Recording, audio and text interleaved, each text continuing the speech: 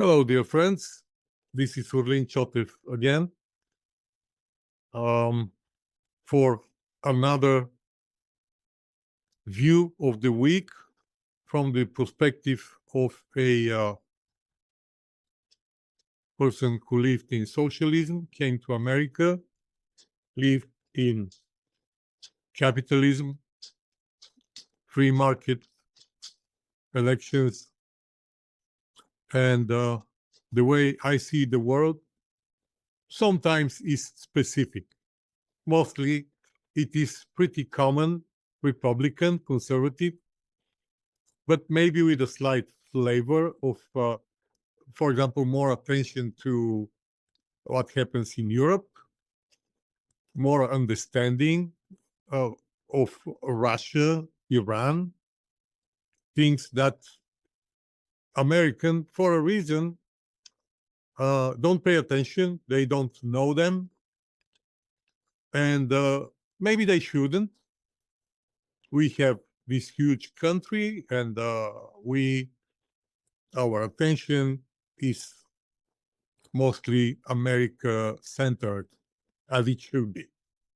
In fact, we do need to pay more attention to preserve America, because we are the last line of defense.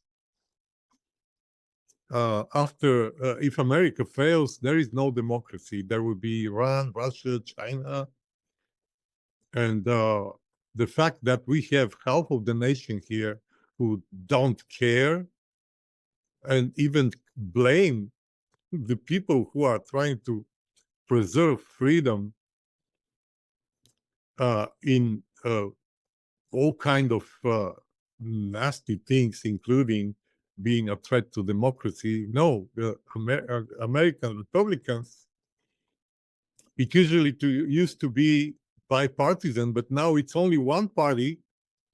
And that what party? The Republican Party is the last line of defense.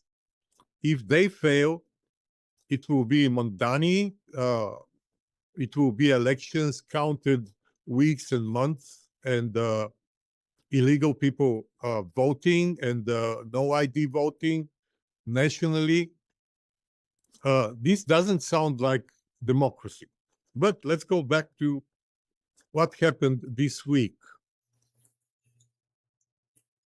Donald Trump halted the planned attacks on Iraq, on Iran.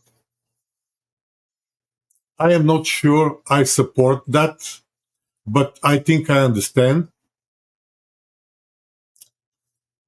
I think we all now understand why he was reluctant since his first 4 years to provide defense to Europe. Because we simply cannot. We don't have enough money to pay for munitions and for every new weapon system, and have enough to protect and Taiwan and Israel and Europe and everyone else, and protect the world from Iran. So it's now becoming very visible. We cannot. Even if our guy says, oh, we are okay, we are fine with the munitions, we probably are not.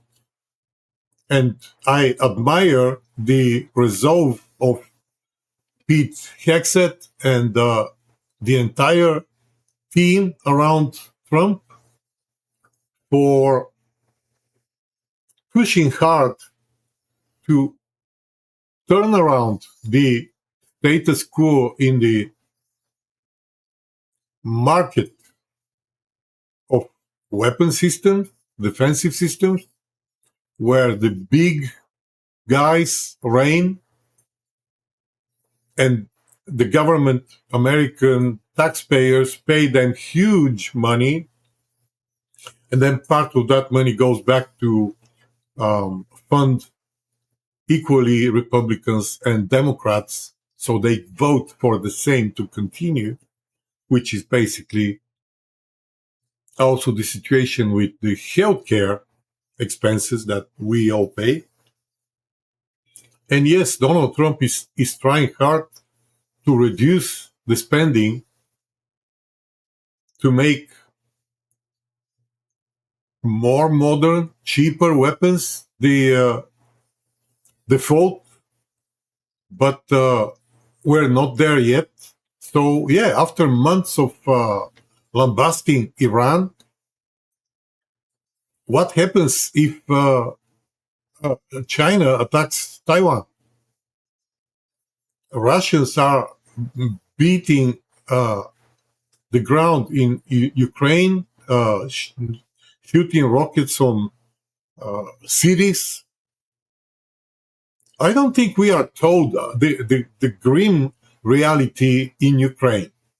Yes, I I believe that more than 1 million Russians died. But what they don't tell us that at least 250,000 Ukrainians died.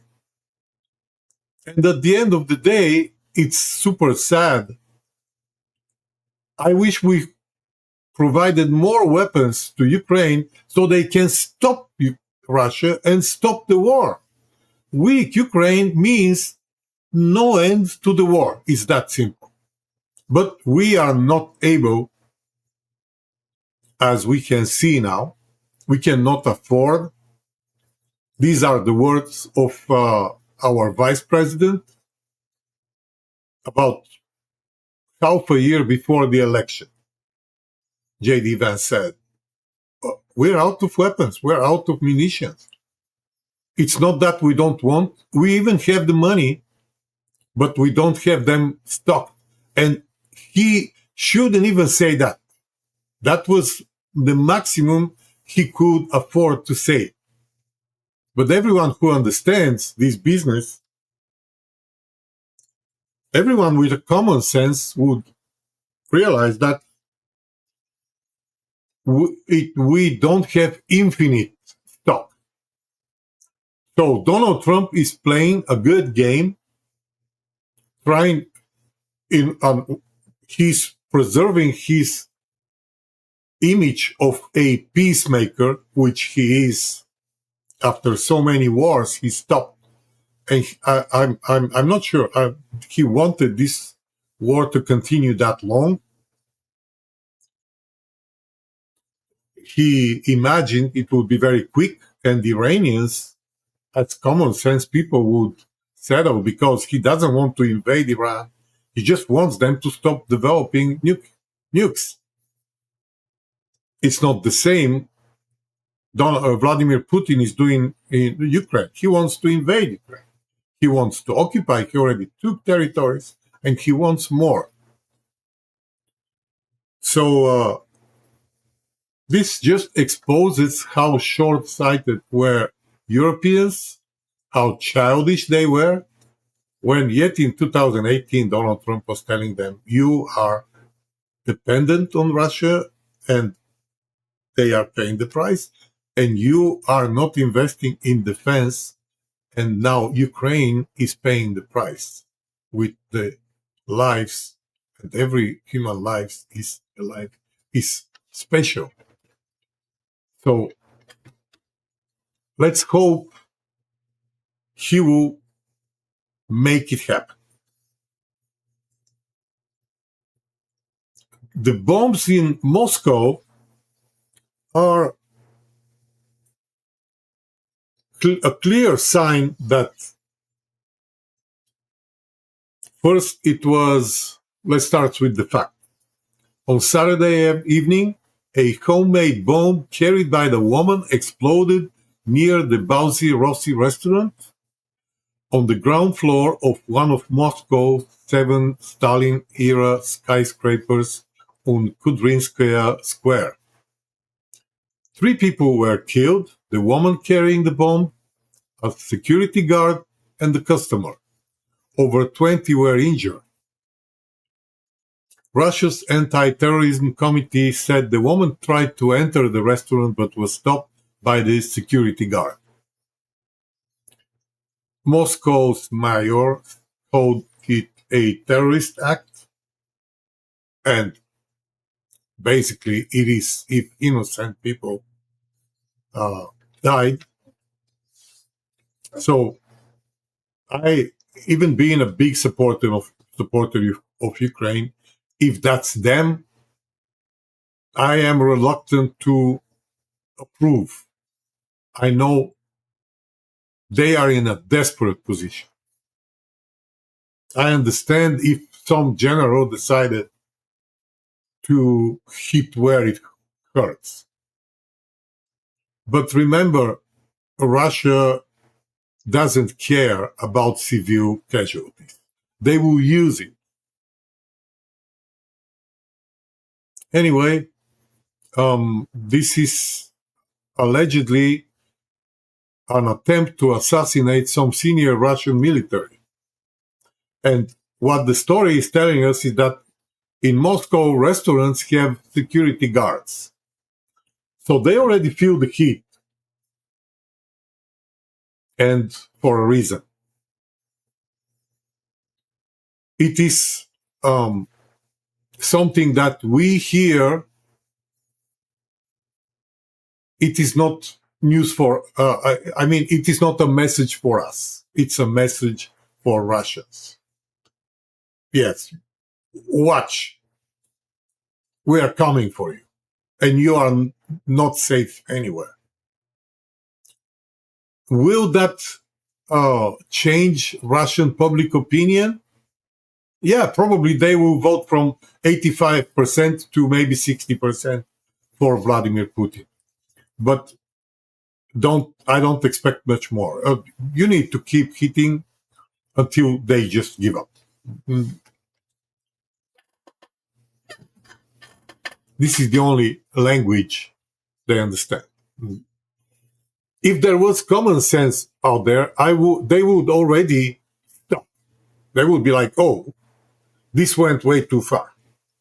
I don't see such signs. So it is sad that the war is degenerating in such forms of attacks. But if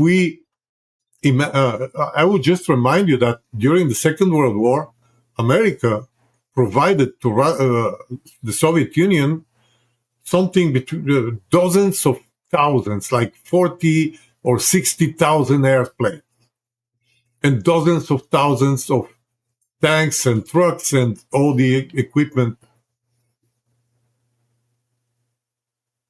And now it's not just the United States, it's the entire West Almighty.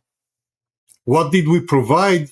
6 F-16s, 6 airplanes. How do you beat Russia with 6 airplanes? That's how much we help. So Ukrainians are in a very hard position, and they have all the excuses because they don't want to become another Belarus, another puppet politician who is playing Putin's games,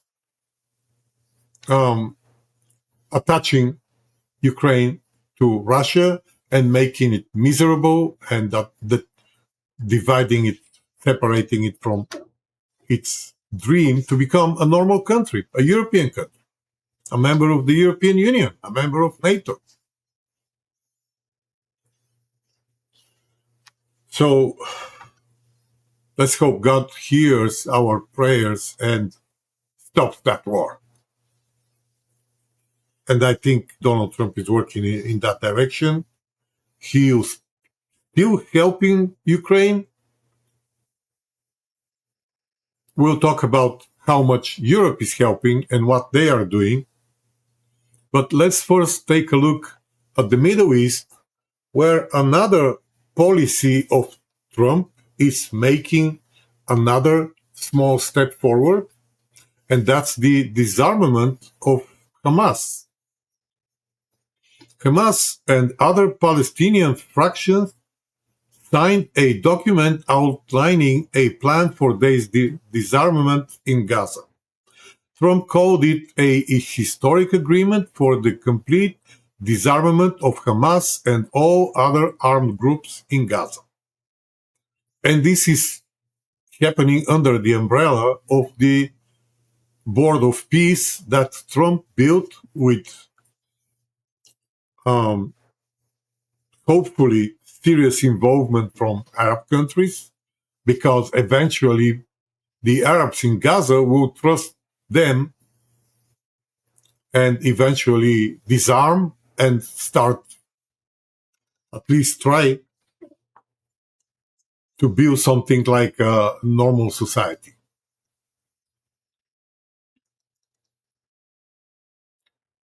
Disarmament is phased the next day because Hamas said we will not disarm until Israel stops attacking us, and Israel didn't stop.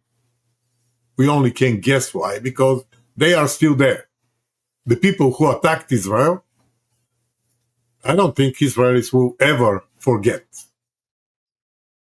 Whatever efforts we Americans and anyone else is doing, Israel will not forget. It's unforgivable. Because they didn't even ask for forgiveness. You know, you cannot expect Israel to forgive if all they say, the other side, is, oh, we'll do it again. Just, we cannot right now. That's the only reason why we don't decimate you completely.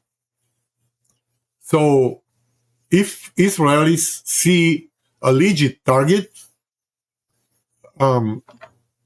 it's understandable. They will shoot. And no one believes Hamas on the first place. I know Donald Trump is pretending to believe Hamas. And is he an optimist, or is he really... Sometimes, you know, he foresees that term, four-dimensional chess game he's playing. So if it was someone else, I would say it won't happen. But if it's Trump doing it, maybe there is a chance for this place to pacify. Like Lebanon is a little more peaceful, and Iran is very peaceful. I'm sorry. So why not Gaza? Let's hope. For me personally, this is the most important topic this week.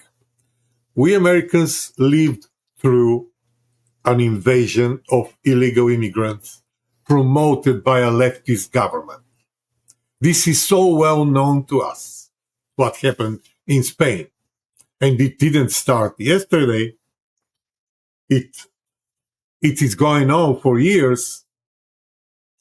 And just like America made the mistake of giving citizenship to millions of illegals, and I'm not talking Biden, I'm talking Bush and Reagan.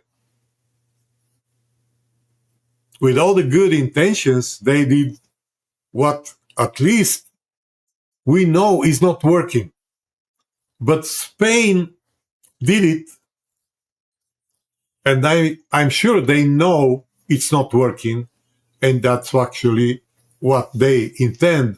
Because guess what the left realized? The third world immigrants vote for the left. It's that simple. They, especially the illegals, are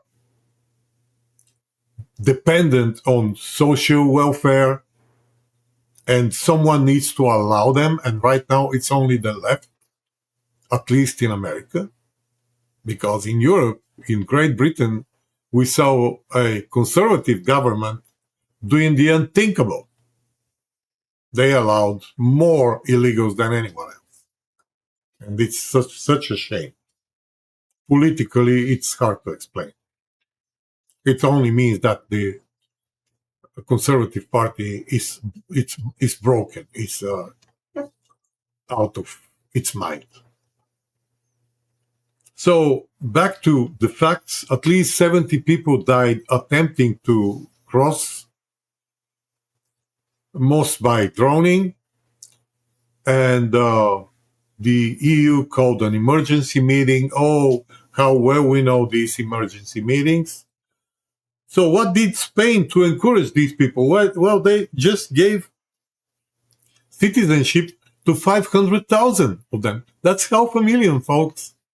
They become voters. Because guess what? The Spain Premier Minister Sanchez is corrupt and investigated for corruption, including his wife and I think other members of his family. So there is no way he stays on power, which means he stays free. He's going to jail. So the only way is to allow illegals to vote.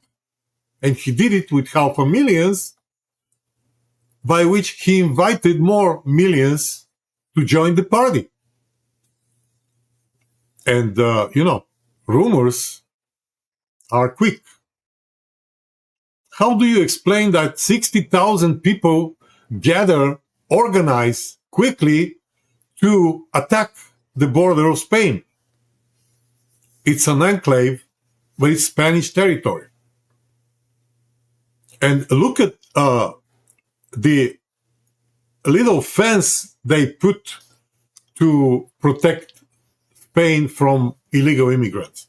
Every child can jump over this fence with a blanket thrown.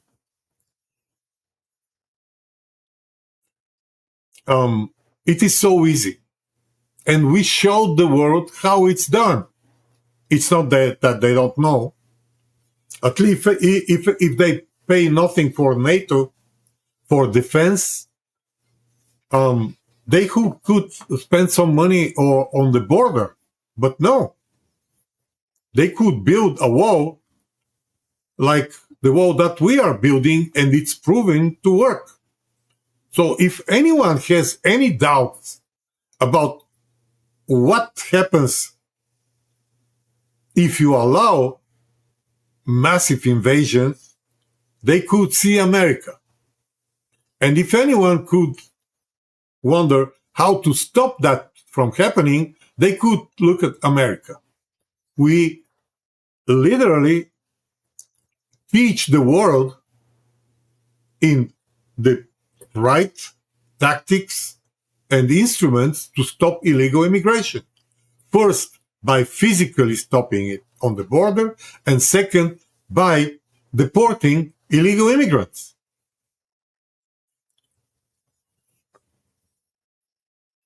I had a video about the most serious arguments that Republicans often forget to use. One of them is, that I didn't mention, America is spending billions now to fix what Democrats did.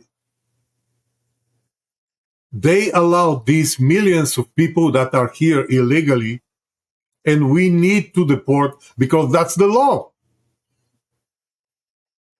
And also because if we allow them to stay, they will vote and will become California or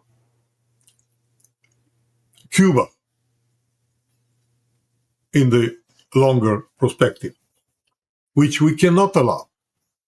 We cannot allow America to turn into Mexico.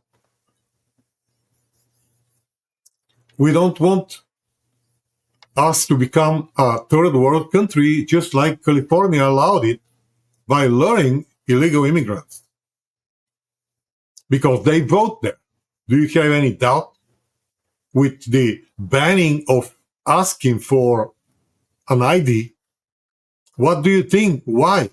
It's so clear to everyone who watches this channel, at least.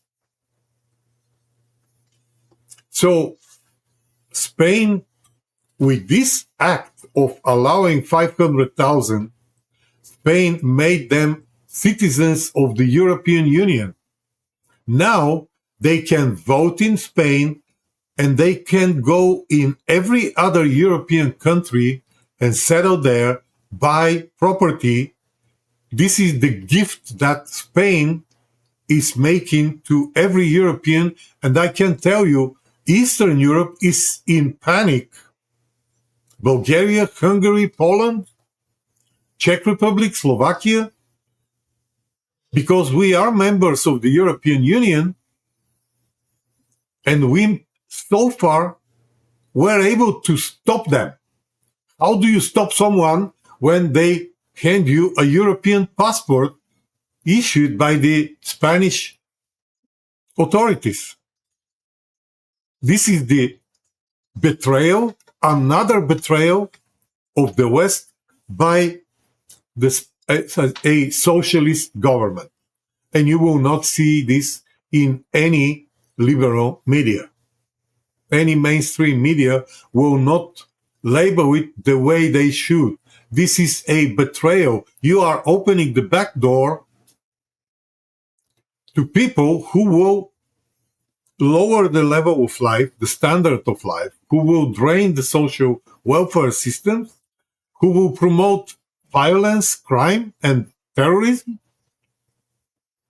and who will also vote for the parties that allow it to continue. And this is the second betrayal after Spain for many, many years is betraying NATO. So now you understand why a normal person, this is the most normal thing to start screaming, I am not happy with Spain, with what Spanish government is doing. I'm sure every one of us likes Spanish people. But Spain is now the country whose prime minister said China should be the leading force in today's world. He said that, and he means it. So, you think he cares about democracy? He wants a communist party to reign over the world. This is how bad things are. And as bad they are in Europe, Spain is the worst of the worst. I don't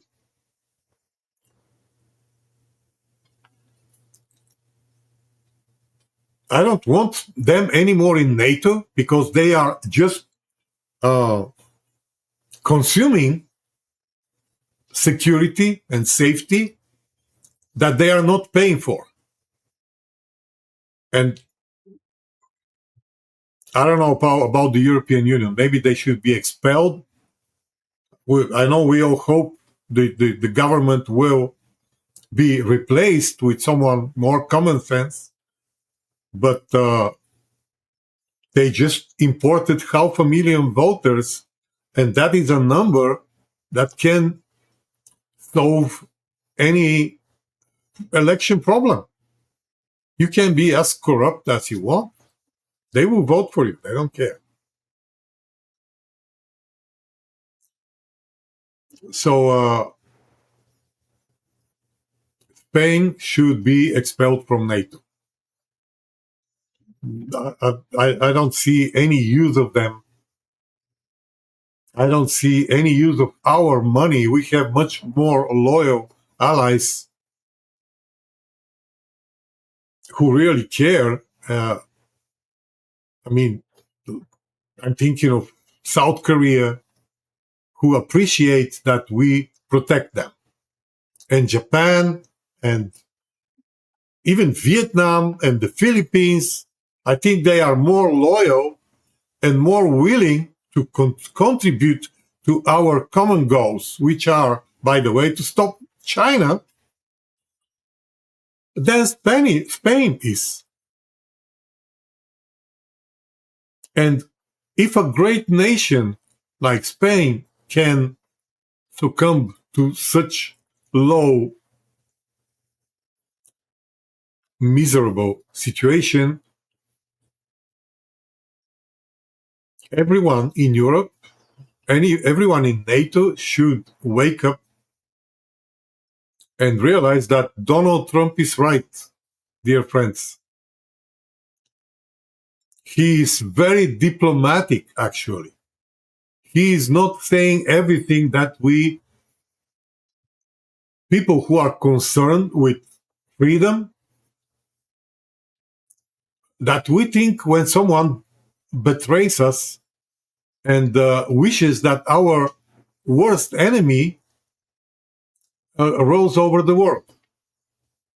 How insane is that?